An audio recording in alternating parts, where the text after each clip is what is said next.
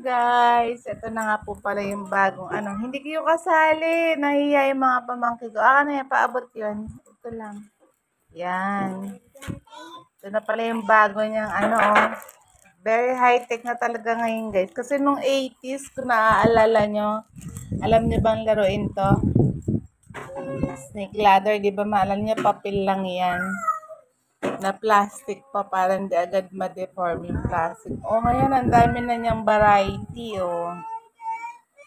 Meron na din siyang ganito. And back to back pa siya, di ba?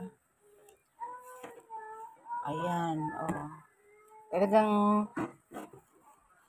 iba na mga panahon ngayon. Walang magsasalita ng kasi mahirap mag-voice over. ang gara naman. Talagang iba na talaga mga Gen Z na ba ngayon? Gen Z? Gen Z, hi, say hi. Ayun yung mga nag-cute-an kong pamangkin. Ayan, guys. Hiyang-hiya sila. Hindi pa sila sanay humarap sa Sila yung maglalaro yan. Siyempre, yung pakilamerang tita. Tingnan yung kanilang lalaruin o libangan.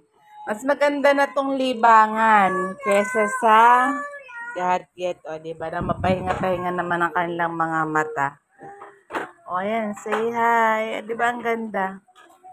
Unahan. Tapos yung mga larong pitik bulag. Diba, yung gano'n. Pitik bulag. Kasi, bye. Bye, everyone. Hiyang-hiya talaga sila, guys. Yung mga magaganda naman ang lahi namin. Ewan ko ba kung bakit mga naghihiyaan.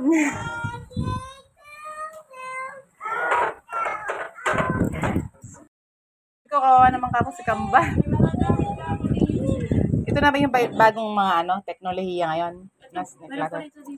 Wow, ayan pa pala siya, ang dami na pala niya, guys, variety. Variety ba tawag doon? Dami na niyang pampeling pamilian. Di ba? Wow, back to back pa.